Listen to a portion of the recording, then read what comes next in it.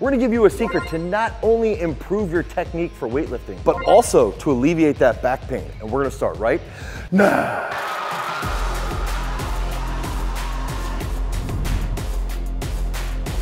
Now, oftentimes in programming, the way we'll set things up, especially here at Garage Strength, is that early on in phases, we're gonna be doing a lot of hangs, especially hangs below the knee. Okay, these are the areas where typically most lifts are lost, from right below the knee to right above the knee. So if we're doing a low hang snatch or a low hang clean, that can lead to a massive amount of stress on the lower back. That can lead to a massive amount of stress even on the hamstrings. But the benefit is that it can drastically increase your strength and your technical movement pattern. So if we can use the exposure phase and use the comprehension phase to develop that strength and to develop those key aspects, those key positions, with a lot of hangs and a lot of pauses in those positions, that's gonna lead to better technical patterning. Now, one of the big issues is that that can also lead to a lot of back pain, potentially with different athletes. And that brings us to our key topic. How can we alleviate this stress when we're getting closer to a peak? If we focus on those positions with a hang, and we focus on building that strength in our lower back, if we're trying to lead into a peak and we're using heavier weights, how can we still train those specific positions and actually improve our overall performance? And that's gonna take us to using boxes. Okay, so we like to use boxes that are around 7 inches. And we're gonna use them from either 1 box or 2 box positions. And I like to look at it as a 1 box position could be very similar to a low hang snatch or a pause below the knee, snatch or clean.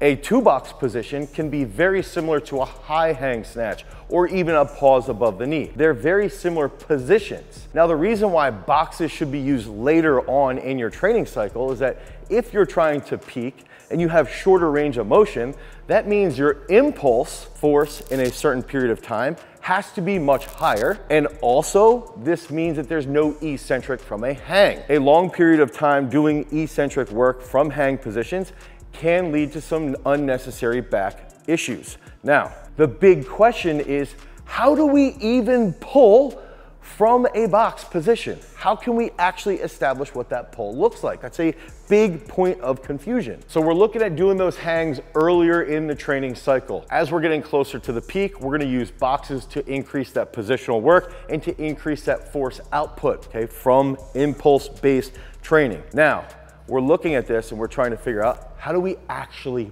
pull? So if we're doing a 1 box snatch, okay, the main thing that we need to look at is, where is that bar in relative position when we're doing a full snatch? If we executed that full snatch, we'd have to look at where are our shins going to be when they would be in that 1 box position. Then once that's recognized, that's where we should be starting when we're going off of 1 box. So if we're pulling off the floor and we could recognize that 1 box position, we should try to figure that out looking at some video and then say, okay, my shins are a little bit more upright.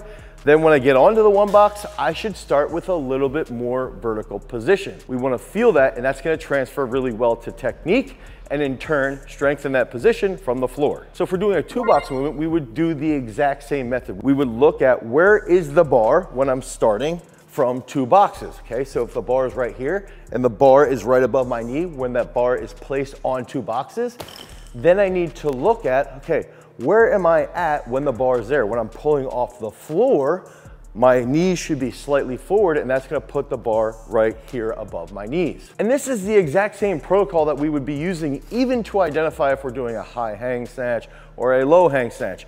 We should look at where that starting position is from a hang, from a 1 box, from a 2 box, compare that to where we are with our full lift, and do it the exact same way or slightly better so that we can see that technical transfer. So use boxes when you're trying to peak later on in your programming.